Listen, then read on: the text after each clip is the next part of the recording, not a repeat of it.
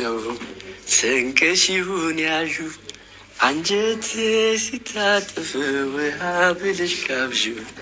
የኔ ውድ ቤተሰቦች የመጀመሪያ ላይ እንደተመለከታችሁትን ማለት ነው። ሰላም ሰላም ኢትዮጵያውያን እንዴት ናችሁ? ደህና ናችሁ ወይ? እኔ ደህና ነኝ፣ ፈጣሪ ይመስገን። እናንተም ሰላማችሁ እንደ ሰማይ ከዋክብት እንደ ምድር አሸዋ ብዝት ትርፍርፍ ይበልልኝ። እንኳን ወደ ቻናሌ በሰላም መጣችሁ። ዛሬም እንግዲህ እንደተለመደው እነ ሮያል ፋሚሊ ላይ ያው መጥቻለሁ። ሁላችሁም በቅንነት ቪዲዮ እስከ መጨረሻ ድረስ በማየት እና ሰብስክራይብ፣ ሼር በማድረግ አበረታቱኝ ፕሊዝ። ያው እንደተለመደው እኔ ከመዳም ቤት ነው ያለሁት። ጌታም ስክሬት ፕሊዝ ሁላችሁም ተባበሩኝ እና አመሰግናለሁ። እንግዲህ ወደ መጀመሪያ ላይ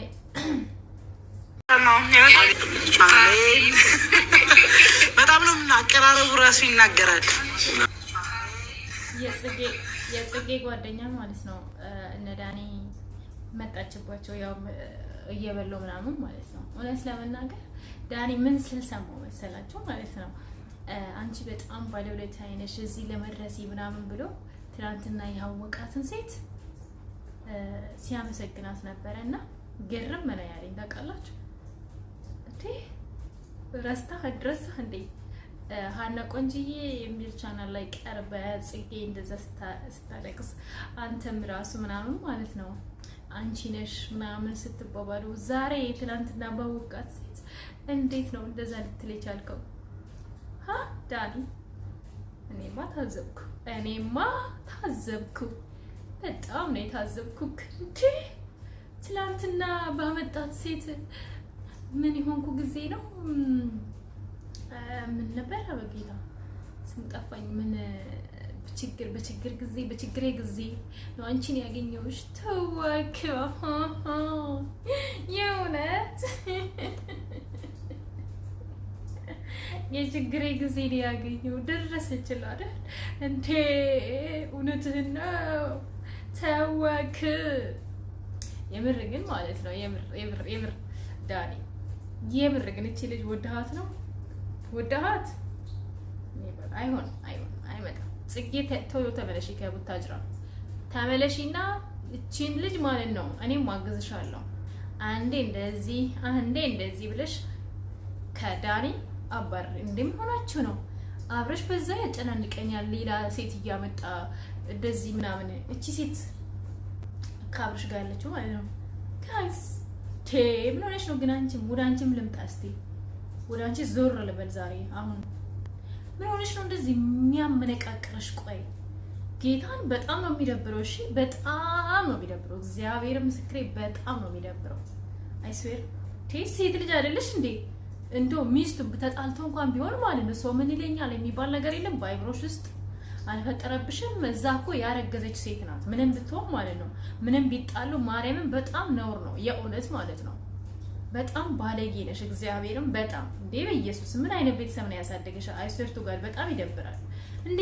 ምን ረጅም ጊዜ ከአብረሽ ጋር የኖርሽ አስመስልሽ ትላንትና 3 ወር 4 ወር ባልመራ መጥተሽ ትላንትና አብሮ የኖሩ ብዙ ነገር እዚህ ይሄ ቻናል እንኳን ሩታ ይሄ ቻናል እንኳን እዚህ ለመድረስ አብረሽ እዚህ ለመድረስ ማለት ነው ብዙ ዋጋ የከፈለች ናት ሩታ።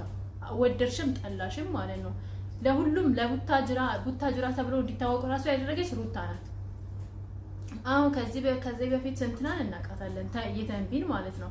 ግን የተንቢን እንደዚህ ማንም እንደዚህ የተንቢን ሲጀመር እንደዚህ ማንም አይከታተላትም።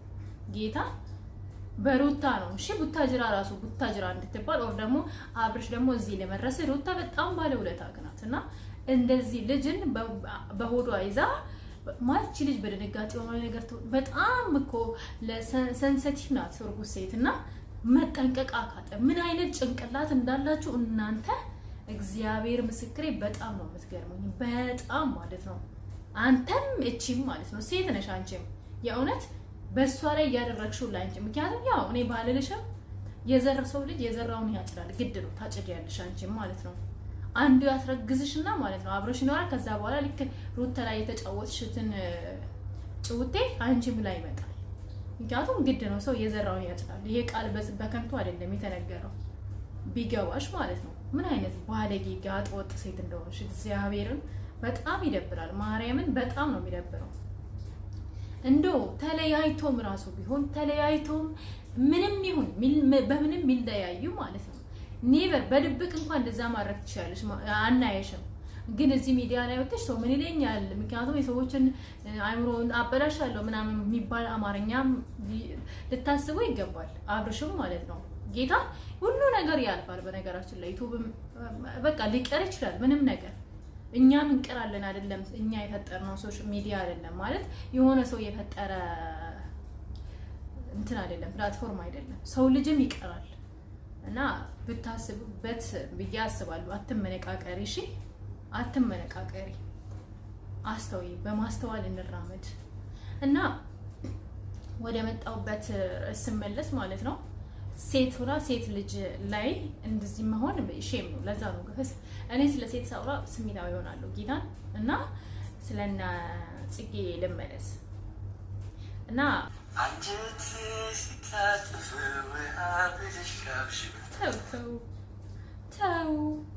ተወክ አንጀትሽ ሲታጠፍ ስንቅ ብለሽ ያዥው ዋሲውን ጋብዡ አንጀትሽ ሲታጠፍ ሰዎቼ ቪዲዮዎቼ የተመለከታችሁት ይመስላል እና አስተያየታችሁን በኮሜንት ጻፉልኝ እና እንግዲህ አበረታቱኝ አለኝ። አመሰግናለሁ። ግን እስቲ አንድ ነገር ልበል እና እዚህ ጋር ማስገባላችሁ ቪዲዮ ተመልከቱት እና መጽሐፍ ቅዱስ ስትቀድ በእግሯ ስትረግጥ ሽንት ቤት ውስጥ እንደዚህ ምናምን ስታደርግ ይታያል እና በጣም ይደብራል። መጽሐፍ ቅዱስን መቅደድ ይቻላል፣ ብዙ ነገር ማድረግ ትችላለሽ። ግን ሲጀመር ማንነትሽን ተደብቀሽ ነው ጀግናው ፊት ለፊት ወጥቶ ነው ምንም ነገር ማድረግ የሚችለው እና ግን ማለት ነው በዚህ አጋጣሚ ማለት የምፈልገው ነገር የእሷ ጓደኞች የሆናችሁ እሷን ቲክቶኳን የምታውቁ ፍሬንድ የሆናችሁ ነገር የሆናችሁ ማለት እቺ ልጅ ለየትኛውንም እምነት አትወክልም በነገራችን ላይ እና ተከባብረን ተዋደን ብንኖር መልካም ነው ብዬ አስባለሁ። ሀገራችን ሰላም እንድትሆን ህዝቡ ሰላም እንዲሆን ብዙ ችግር አለብን አይደለ? ብዙ ችግር ማርያምን ብዙ ችግር አለበት። ህዝቡ በሰላም ይኖር። አሁን ባለፈው ያቺም ልጅ እንደዚህ የእመቤታችንን ስዕል ስትቀድ ማለት ነው የሆነ ጋይስ እኔ እንኳን በሴትነቴ ያችን ልጅ ፊት ለፊቴ ባገኛት አልተዋትም። ማንም በሃይማኖቱ አይቀልድም። ገባችሁ? ምንኖርላት ምንሞትላት ናት ሃይማኖት እና እንደዛ ባንሆን ብዬ አስባለሁ። እግዚአብሔርን የጸብ ምንጭ ለምን እንሆናለን? እኛ ሴጣን ነን እንዴ? ሰው ልጆች ነን አይደል? መልካም ነገርን በማድረግ ነው እንጂ መታወቅ ያለብን ጸብን ያን ከሰው መባላት ፋይዳ የለውም፣ ጥቅም የለውም። እና ብቻ እኔ እግዚአብሔር ስራውን ይስራ። የእውነት ማርያምን ሰላሙን ያምጣልን። እንደዚህ አይነት ሴጣን አይምሯቸው ውስጥ የነገሰውን ሰዎች እግዚአብሔር አምላክ ይገስጽልን እና ይሄን ነው የምለው በስተመጨረሻ እና ሰላማችሁ እንደ ሰማይ ከዋክብት እንደ ምድር አሸዋ ብዝት ትረፍረፍ ይበልልኝ። ሁሌም ክፋትን ማድረግ ምንም ጥቅም የለውም። የሰው ልጅ የዘራውን ያጭዳል እና መልካም ነገርን የሚናገር አንደበት የተባረከ ነው። ክፉ ነገርን የሚያፈልቅ አንደበት እሱ የተረገመ ነው ይላል መጽሐፍ ቅዱስ እና እግዚአብሔር ልቦና ይስጣችሁ።